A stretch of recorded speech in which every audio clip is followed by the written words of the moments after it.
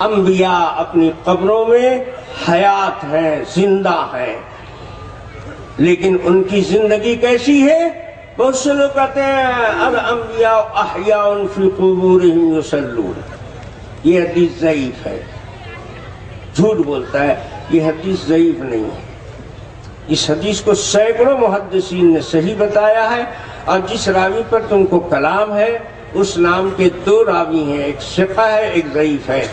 ہم نام ہونے کی وجہ سے تم نے ضعیف کو یہاں سیٹ کر دیا، اسی نام کا جو دوسرا راوی ہے وہ اس حدیث میں ہے۔ محدثین تم سے زیادہ مہارت رکھتے ہیں اسماء الرجال میں، انہوں نے سمجھا کہ یہ نام اس کا بھی ہے جو ضعیف ہے اور اس کا بھی ہے جو ثقہ ہے۔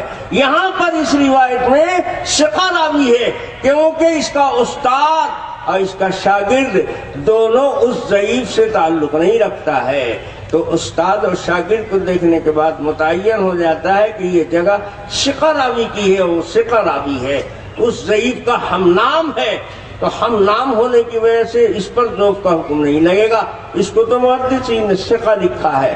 ادھر سے جب بھاگے دوسرے علماء نے کہا کہ یہ حدیث اگر ضعیف بھی مان لیا جائے تو مسلم شریف میں حدیث موجود ہے صحیح حدیث سے اس کی تائید جب ہو گئی اس کا ذوف ختم ہو گیا، اور یہ ختم بھی ہو جائے تو صحیح حدیث تو دلیل بنے گی۔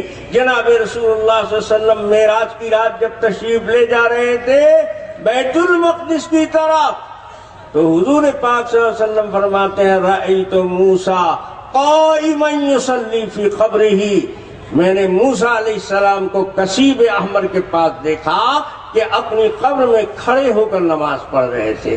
قائما یصلی فی قبرہ یہ فیصلہ کر دیتا ہے کہ حیات ہے انبیاء کی، کیونکہ قیام اور قعود روح کی صفت نہیں ہے، یہ صفت جسم کی ہے۔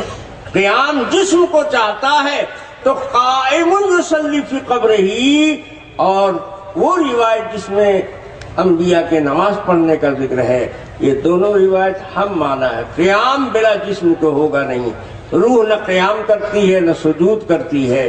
قائمن کا لفظ سارے محدثین بتا رہے ہیں کہ یہ جسم کو یستدعی جسمن، قیام بلا جسم کے ہو نہیں سکتا، تو انبیاء کا جسم بھی باقی رہتا ہے ان کی روح بھی باقی رہتی ہے۔ ادھر سے تھک گئے لوگ تو بڑے دور کی گوٹی لائے، قبر میں نماز کیسے پڑھیں گے؟ مرنے کے بعد بھی آدمی نماز روزہ کرتا ہے، مرنے کے بعد مکلف ہے آدمی، تو انبیاء مرنے کے بعد قبر میں نماز پڑھیں گے؟ یہ دیکھیے بکلول مولوی ہے، نہ عقل ہی ہے بھرپیٹ نہ علم ہے۔ نماز کا مکلف نہیں ہے، نماز فرض نہیں ہے، تو کیا صرف فرض ہی نماز پڑھی جاتی ہے؟ سنت نفل نماز نہیں پڑھی جاتی ہے؟ یہاں جس نماز کا ذکر ہے وہ فرض نہیں ہے انبیاء کے اوپر، وہ مکلف نہیں ہے، وہ تو ان کی روحانی غذا ہے۔ بغیر نماز کے، تسبیح کے، ذکر اللہ کے ان کی زندگی کا تصور ہی نہیں کیا جا سکتا ہے۔ یہ بکلول اسی لیے سنت نفل صاف کر دیتے ہیں، فرض پڑھا پار ہو گئے، سنت غائب، نفل غائب، اس لیے یہ غلط فہمی ہوئی۔ سنت نفل کا اہتمام کرنے والے اہل سنت والجماعت ہیں، غیر مقلدین کے ہاں سنت نفل کا کوئی اہتمام نہیں ہے، اس لیے یہ مغالطہ ہوا ان کو سمجھنے میں۔ ہمارے ہاں کوئی مغالطہ نہیں ہے، یہ نماز جو انبیاء اپنی قبروں میں پڑھتے ہیں یہ فرض نماز ہی ہو کوئی ضروری نہیں ہے، نوافل کا اہتمام کرتے ہیں، مکلف نہیں ہے، پڑھتے ہیں، لذت ان کو اس میں ملتی ہے۔ نبی پاک سرور عالم جناب محمد رسول اللہ صلی اللہ علیہ وسلم نے بیت المقدس میں انبیاء کی امامت کی، 2 رکعت نماز پڑھائی سارے نبیوں کو۔ بتاؤ فرض نماز پڑھائی تھی، عشاء کی نماز پڑھ کے تو سوئے تھے، اور فجر کی نماز سے پہلے ہی واپس چلے آئے، تو عشاء اور فجر کے بیچ میں کوئی فرض نماز ہے؟ سارے محدثین مفسرین فرما رہے ہیں کہ بیت المقدس میں جس نماز کو حضور نے پڑھایا یہ نفل نماز ہے، یہ صلاۃ نفل ہے۔ تو جب نفل نماز اس دنیا میں پڑھتے تھے، اس دنیا میں پڑھنا کیا مشکل ہے؟ اور اسی کو کہا گیا ہے کہ ان کو رزق دیا جاتا ہے۔ حی فی قبرہ، نبی اللہ حی یرزق۔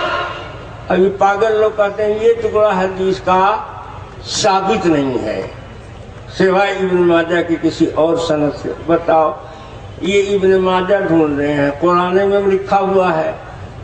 اللہ پاک شہداء کے لیے کہہ رہے ہیں کہ یرزقون، ان کو رزق دیا جاتا ہے قبر میں۔ تو اور نبی کو جانے دو، ہمارے رسول پاک صلی اللہ علیہ وسلم تو شہید ہوئے ہیں نا، حضور کو شہید مانا گیا ہے۔ حضرت عبداللہ ابن مسعود کہتے ہیں اگر 9 بار مجھ کو قسم کھا کر کہنا پڑے تو میں 9 بار قسم کھا کر کہوں گا کہ نبی پاک صلی اللہ علیہ وسلم کی موت شہادت کی موت ہے، اور 1 بار قسم کھا کر کہنا پڑے کہ غیر شہید ہیں آپ تو میں نہیں قسم کھاؤں گا۔ اور صحیح فرما رہے ہیں، بخاری شریف میں دیکھو، حضرت عائشہ فرماتی ہیں کہ مرض الوفات میں جب بیمار پڑ گئے آپ تو آپ فرماتے تھے الآن انقطع ابہری، اب میری گردن کی شہرک کٹ رہی ہے اس زہر سے جو خیبر میں کھایا تھا۔